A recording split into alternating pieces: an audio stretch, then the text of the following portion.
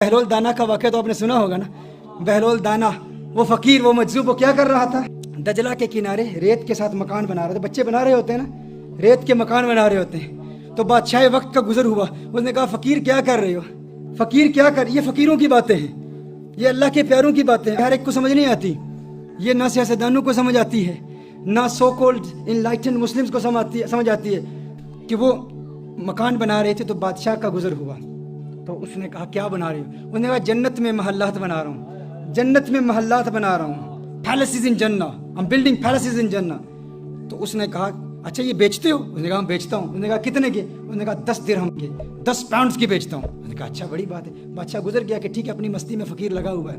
اب اس کے پیچھے اس کی ملکہ, اس کا بھی گزر ہوا, ملکہ زبیدہ, اس کا گزر ہوا. تو اس نے کہا بہلول کیا کر رہے ہو؟ اس نے کہا جنت کے محلات بنا رہا ہوں, جنت میں محلات بنا رہا ہوں. اس نے کہا بیچتے ہو؟ اس نے کہا ہاں بیچتا ہوں. کتنے کے؟ 10 درہم کے, 10 پاؤنڈز کے بیچتا ہوں. اس نے کہا ٹھیک ہے میں تمہیں 10 پاؤنڈ دیتی ہوں, 10 درہم دیتی ہوں, میرے لیے ایک محل دے دو. اس نے کہا ٹھیک ہے.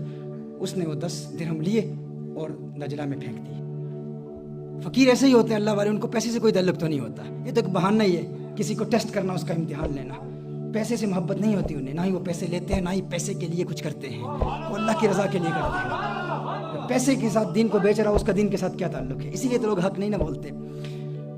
پر بادشاہ گھر گیا, محل میں گیا تو رات کو سو گیا تو خواب دیکھتا ہے. لوگ جنت میں جا رہے ہیں, دیکھتے ہیں جنت میں ایک محل بنا ہوا ہے, بڑا ہی خوبصورت محل ہے. اس محل کے اوپر نام لکھا ہوا ہے زبیدہ, اس کی بیوی کا نام لکھا ہوا ہے. جاتا ہے فوراً, دربان روک لیتا ہے. اس نے کہا کہاں جا رہے ہو؟ اس نے کہا میری بیوی ملکہ ہے, اس کا محل ہے. اس نے کہا نہیں وہ دنیا کے معاملات اور ہیں. دنیا میں بیوی کے گھر میں مرد خامن جا سکتا ہے, وہ کہہ سکتا ہے کہ تیرا نہیں ہے میرا ہے, جو میرا ہے وہ تیرا ہے. آخرت کے سودے مختلف ہیں, آخرت میں جانے کی اجازت نہیں ہے. یہ اسی کو ملتا ہے جو اس کی قیمت ادا کرتا ہے. آنکھ کھلتی ہے, جاگتا ہے, بیوی سے کہتا ہے تو نے کوئی ایسی نیکی کی ہے, کوئی عمل کیا ہے؟ میں نے تیرے لیے بڑے خوبصورت خواب دیکھی ہے, تجھے بڑے بلند مقام پر دیکھا. اس نے کہا میری تو ایسی کوئی نیکی نہیں ہے, معمولات کے مطابق جو نیکیاں ہیں وہی ہیں, اور کوئی نیکی نہیں. ہاں ایک بات یاد ہے کہ کل دجلہ کے کنارے وہ بہلول نہیں ہے مجذوب فقیر, وہ جسے لوگ پاگل دیوانہ کہتے ہیں, وہ بیٹھا ہوا محلات بنا رہا تھا. اور مجھے اس نے کہا, میں نے کہا کیا بنا رہے ہو؟ اس نے کہا جنت میں محل بنا رہا ہوں. تو میں نے کہا بیچتے ہو؟ اس نے کہا بیچتا ہوں. میں نے 10 درہم اس کو دے دیا. اس نے کہا ارے میں بے وقوف نادان, وہ مجھے بھی بیچ رہا تھا لیکن میں نے اسے فقیر سمجھا, کاش کہ آج بھی وہ بیچ رہا ہو. بادشاہ نے کہا, ارادہ کر لیا کہ اب میں جاؤں گا, کاش کہ وہ فقیر اپنی اسی موج اور مستی میں ہو, اسی دیوانگی میں ہو. وہاں جاتا ہے اور اتفاق سے بہلول دانا وہی موجود ہے, اور وہی کام کر رہا ہے, وہی بنا رہا ہے, محلات بنا رہا ہے.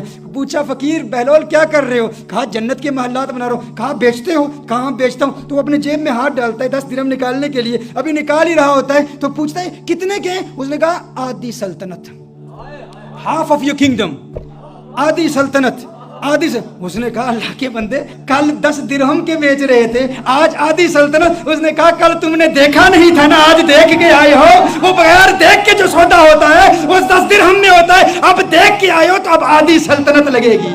میرے دوستو یہی پیغام پہنچانا چاہتا ہوں, جس نے دیکھا نہیں نا, حضور کو دیکھا نہیں, اس کا بھی مقام بہت بلند و بالا ہے. اسی کے لیے حضور اکرم صلی اللہ علیہ وآلہ وسلم نے ارشاد فرمایا تھا, اے صحابہ تمہارے نزدیک سب سے عجیب ایمان کس کا ہے؟ تو صحابہ نے کہا یا رسول اللہ صلی اللہ علیہ وسلم سب سے عجیب ایمان تو ملائکہ کا ہے, فرشتوں کا ہے. میرے آقا صلی اللہ علیہ وسلم ارشاد فرمایا تو اللہ کو دیکھتے ہیں. کہا پھر انبیاء کا ہے, انبیاء کا ایمان سب سے اعلیٰ, سب سے عرفہ, سب سے بلند و بالا. لیکن میرے آقا صلی اللہ علیہ وسلم جس نقطے کی طرف اشارہ کر رہے ہیں وہ نقطہ کیا ہے؟ عجیب بات کیا ہے؟ حضور نے فرمایا انبیاء پر تو وہی نازل ہوتی ہے, بتاؤ تمہارے نزدیک سب سے عجیب ایمان کس کا ہے؟ صحابہ نے کہا فنحن یا رسول اللہ صلی اللہ علیہ وسلم, آقا پھر ہمارا ایمان سب سے عجیب ہے.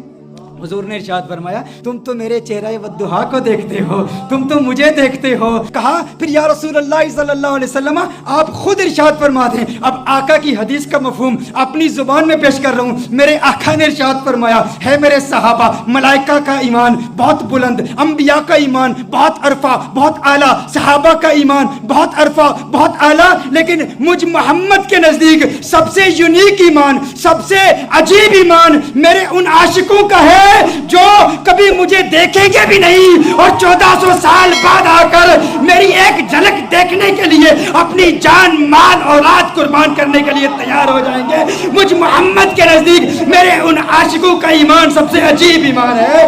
یہ وہ سوتے ہیں جو بغیر دیکھے گئے ہیں, تم نے دیکھا بھی نہیں اور ان کے لیے جان قربان کرنے کے لیے تیار ہو. تمہارے لیے میرے آقا نے ارشاد فرمایا توبہ لمن رآنی وآمن بی, ارے مبارک ہو ان کو جنہوں نے مجھے دیکھا اور مجھ پر ایمان لائے. اور توبہ 7 مرات, اور 7 مبارک ہو میرے ان عاشقوں کو کہ جنہوں نے مجھے دیکھا بھی نہیں اور میرے دیوانے ہو گئے. تم نے دیکھا بھی نہیں, تم نے دیکھا بھی نہیں.